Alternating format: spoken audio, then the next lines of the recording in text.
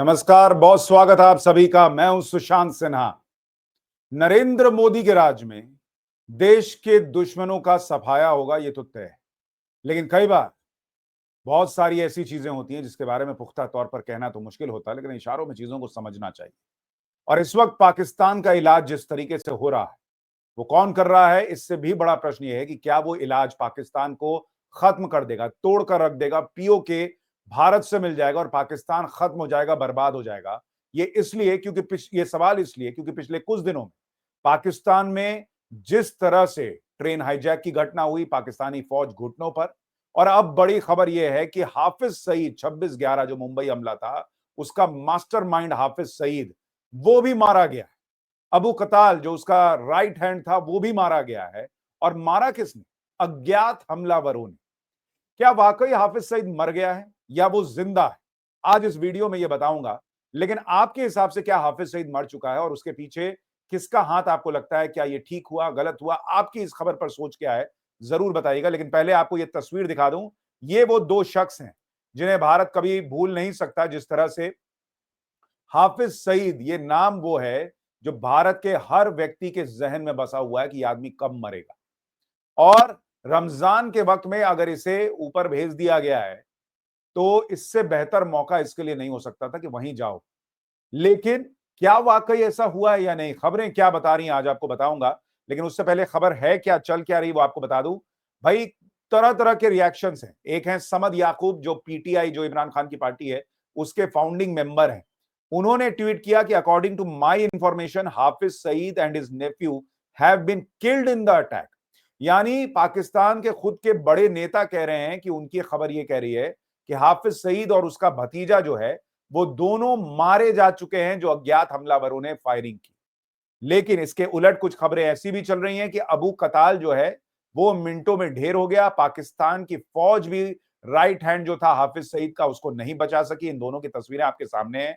और कई लोग ये ट्वीट कर रहे हैं कि भाई, Lashkar last night visuals from Jhelum Pakistan where Lashkar तैयबाज Abu Qatal was killed and UN designated terrorist Hafiz Saeed was injured by unknown gunmen while returning from a meeting with Mangla Corps commander of Pakistan Army. Hafiz Saeed was supposed to be in jail. यानी जो Hafiz Saeed jail में होना चाहिए था वो दरअसल सड़क पर था अपने भतीजे के साथ, अबू कताल के साथ। अबू कताल तो मर गया, इसमें कोई दो राय नहीं। ये कौन था अबू कताल, ये आगे बताऊंगा। लेकिन हाफिज सईद मर गया या नहीं मर गया है, इसको लेकर अभी भी अलग अलग तरीके की खबरें चल रही हैं। जैसे कुछ जगहों पर यह कहा जा रहा है कि अबू कताल के साथ था भारत का नंबर 1 दुश्मन हाफिज सईद, अटैक के बाद से लापता हो गया, क्या टारगेट था लश्कर चीफ। यानी कुछ खबरों में कहा जा रहा है कि हाफिज सईद लापता है, कुछ खबरों में उसके घायल होने की खबर है, कुछ में उसे मर गया है, ये बताया जा रहा है। सच्चाई क्या है इस पर आपके पास लौटूंगा। मेरी खबर, मेरी समझ क्या कहती है। लेकिन उससे पहले जो कल इंसिडेंट हुआ है जिसमें अज्ञात हमलावर आए और अचानक से 20 राउंड के करीब फायरिंग हुई, जरा वहां के विजुअल्स देखिए जो बड़े वायरल हो रहे हैं। ये उस वक्त की तस्वीर आपको दिखा रहा हूं। ये तस्वीर देखिए। ये वहां की तस्वीर है जहां एम्बुलेंस नजर आ रही है, सड़क पर जो है वो भीड़ लगी हुई है। और बताया जा रहा है कि यही वो जगह है जहां पर अचानक से अज्ञात हमलावर आए और उन्होंने उस काफिले पर फायरिंग कर दी जिसमें कि अबू कताल और हाफिज सईद मौजूद थे। तो ये अपने आप में बहुत बड़ी खबर है क्योंकि पाकिस्तान की फौज, एक तरीके से कहिए पाकिस्तान की जो फौज है, पुलिस है, वो इन टेररिस्ट को अपने साथ लेकर घूम रही थी, उन्हें सुरक्षा दे रही थी। और हाफिज सईद को तो जेल में होना चाहिए था भाई, पाकिस्तान की सरकार यही कहती है, वो तो जेल में डाला हुआ है। लेकिन वो सड़क पर था और उसको भी गोली लगी है, ये कहा जा रहा है।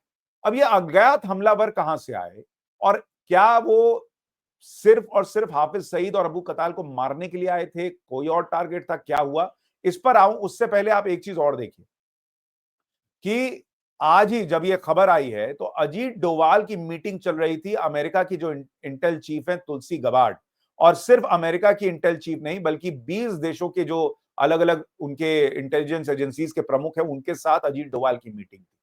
तो अजीत डोवाल जो हैं वो एक बहुत बड़ी मीटिंग कर रहे थे कि भारत और दूसरे देश कैसे मिलकर इस तरह की चुनौतियों से निपट सकते हैं। और उसी वक्त दुनिया में खबर फैल रही थी कि हाफिज सईद मारा गया, अबू कताल मारा गया। तो ये भी अपने आप में बहुत कुछ कहता है। लेकिन आप देखिए कि पाकिस्तानी एक्सपर्ट हैं कमर चीमा, इनको आपने कई बार अलग अलग डिबेट्स में देखा होगा। ये भी दावा कर रहे हैं कि पाकिस्तान में भीतर शहर भी जो हमले हो रहे हैं उसमें भारत का हाथ है। उन्होंने कहा कि वे यानी भारत हमारे घर में घुस चुका है। अबू कताल की हत्या को लेकर कमर चीमा ने कहा कि भारत सरकार पैसे देकर पाकिस्तान के लोगों से मर्डर करवा रही है। उन्होंने कहा जो लोग ये कह रहे हैं कि पाकिस्तान के अंदर लश्कर तैयबा और जिहादियों का कत्लेआम शुरू हो गया है, ये वही लोग कर रहे हैं, यानी भारत के लोग कर रहे हैं। और उन्होंने कहा कि पाकिस्तान का इन हमलों पर कोई कंट्रोल नहीं है। देखिए, अब सवाल यह है कि पाकिस्तान का कोई कंट्रोल हो या ना हो, भारत का इसमें हाथ है या नहीं, ये तो आपको साबित करना पड़ेगा। लेकिन अगर थोड़ी देर के लिए सोच भी लें कि भारत का इसमें हाथ है भी, तो भारत तो आतंकियों को मार रहा है बॉस। अगर अगर आपका दावा सही है तो भी मैं कह रहा हूं कि मरने वाले तो आतंकी हैं, कोई बहुत समाज सेवी नहीं है। आपकी तरह घर में घुसकर मासूम लोगों के सामने जाकर बम फाड़ बांधकर फट जाने वाले आतंकी नहीं भेज रहा भारत। आपके यहाँ ये लोग हैं जिनको आप भेजते थे यहां आकर कि भाई वो आए और फटे और मासूम लोगों को मार दें। भारत ने उस अगर अगर मैं कह रहा हूं कि पाकिस्तान का दावा सही भी है तो भी भाई उन्हीं लोगों का इस्तेमाल जो फटने को तैयार बैठे हैं, आपके लोगों को फाड़ने के लिए कर दिया, तो इसमें क्या ही गलत है। और हाफिज सईद जैसा आतंकी अगर मर जाए किसी आतंकी के हाथों, तो इससे बड़ा कुदरत का इंसाफ क्या हो सकता है। लेकिन हाफिज सईद मरा है या नहीं, ये बताने से पहले आपको एक चीज तो जरूर समझनी होगी कि पाकिस्तान इस वक्त बहुत बुरी स्थिति में फंस चुका है, क्योंकि ये लगातार हमले बढ़ रहे हैं। आप देखिए, एक और हमले की खबर आई है, आज ही आई है, कि पाकिस्तान की सेना पर बलूच आर्मी का फिदायीन हमला हुआ है। इसमें 90 सैनिक मारे गए हैं। 5 दिन पहले ट्रेन हाईजैक हुआ था, उसमें 28 सैनिक मर गए थे पाकिस्तानी सेना के। तो लगातार हमले हो रहे हैं। ये जो फिदायीन हमला हो रहा है, इसकी भी कुछ तस्वीरें ये तस्वीर है जिसमें बम जो है उससे बस उड़ गई है और इसमें जो है पाकिस्तानी सेना के कई लोग जो है वो मारे गए हैं। वो फिदायीन हमला जो पाकिस्तान दूसरे देशों में किया करता था, वैसी तस्वीर जो है वो इस वक्त पाकिस्तान में देखने को मिल रही है। अब सवाल है कि हाफिज सईद मरा है कि नहीं। देखिए, हाफिज सईद के मरने को लेकर मेरी रीडिंग ये है कि एक तो हाफिज सईद को होना था जेल। अगर वो सड़क पर है और वहां मर गया है, तो पाकिस्तान के लिए सबसे बड़ी चुनौती है कि वो बोले कैसे कि हाफिज सईद मर गया, क्योंकि उसको तो दुनिया को बताना है कि वो तो जेल में था। बाहर मर गया ये बताएगा तो पाकिस्तान की छीछा लेदर हो जाएगी। तो पहली बात कि पाकिस्तान के लिए सबसे बड़ी चुनौती है कि वो कैसे कबूले कि हाफिज सईद को भारत ने या किसी और अज्ञात हमलावर ने आके मार दिया। भारत पे इल्जाम भी लगाना है पाकिस्तान को, झूठा सही जो भी, तो उसको बोलना तो कबूलना तो पड़ेगा कि हाफिज सईद मर गया। दूसरी बात, इतनी देर से पाकिस्तान का कोई रिएक्शन न आना भी यही बड़ी वजह है। और पाकिस्तान का रिएक्शन न आना यह बताता है कि हाफिज सईद के मर जाने के चांसेस ज्यादा हैं, क्योंकि अगर हाफिज सईद जिंदा होता, जेल में होता, तो पाकिस्तान दावा ठोक कर कहता कि हेलो बॉस, ये क्या गलत खबर चला रहे हो, हाफिज सईद तो जेल में है। लेकिन पाकिस्तान का इस खबर के आने के बाद कई घंटों तक कोई रिएक्शन न देना, यह दिखाता है कि पाकिस्तान किस मुंह से बोले कि हाफिज सईद तो जेल में है। हाफिज सईद तो ठीक है, वो सड़क पर था, वहां उस पर हमला हो गया और वो मर गया, इसके चांसेस ज्यादा दिखते हैं, क्योंकि पाकिस्तान अपना मुंह नहीं खोल रहा। और पाकिस्तान का मुंह ना खोलना यह दिखाता है कि हाफिज सईद का मुंह हमेशा हमेशा के लिए बंद हो गया है, इसके चांसेस बहुत ज्यादा है। दूसरी बड़ी बात कि भाई आप देखिए, खुद पाकिस्तान के अंदर के बड़े बड़े लोग दावा कर रहे हैं कि हाफिज सईद मर गया है। और ये दावा वो ऐसे ही नहीं करेंगे। कई बार होता है कि भाई इधर उधर से खबर आई, लेकिन पाकिस्तान के लोग कहते हैं नहीं नहीं, हाफिज सईद नहीं मरा है। लेकिन पाकिस्तान के अंदर के लोग भी दावा कर रहे हैं कि हाफिज सईद मारा गया। और दूसरी बड़ी बात, ये जो भाई साहब मारे गए हैं, इनके भतीजे, वो अगर आपको बताऊं कि ये भी 26/11 के मुंबई हमलों के मामले में इनका भी शामिल होने की खबर है। रजौरी का ढांगरी मामला, इसमें 7 नागरिक मारे गए थे, 13 घायल हुए थे। रियासी में जो आतंकी हमला हुआ था तीर्थयात्रियों के बस पर, उसमें भी अबू कताल का नाम जो है वो निकलकर सामने आया था कि अबू कताल जो है वो इसमें शामिल रहा है। एनआईए ने 26 फरवरी 2024 को चार्जशीट दाखिल की थी इसके खिलाफ। और लगातार अलग अलग हमले, रियासी के शिव खोड़ी मंदिर से लौट रहे तीर्थयात्रियों पर हमला हो, या 1 जनवरी 2023 को रजौरी जिले के ढांगरी गांव में नागरिकों पर आतंकवादी हमला हो, इन सब में अबू कताल का नाम था। अब कताल जो है उसका कत्ल हो गया। नाम में ही कताल रखोगे तो कत्ल ही ना होगा भाई। लेकिन खैर चलो, जो भी है, जो कर रहे थे निपट गए, अच्छी बात है। लेकिन ये सारी बातें ये बताती हैं कि भाई पाकिस्तान के लिए ये संकट की घड़ी। ये संकट इसलिए क्योंकि उसको कटोरा लेके दुनिया में भीख तो मांगना ही पड़ रहा है। लेकिन आप देखिए जिस तरह से चीजें हो रही हैं, अब अगर आप देखेंगे पिछले मतलब 11 मार्च को ट्रेन हाईजैक होता है और 16 मार्च को 5 दिन के अंदर आत्मघाती हमला होता है नौशकी में, जहां पर पाकिस्तानी सेना की जो बस जा रही थी उस पर हमला हो जाता है।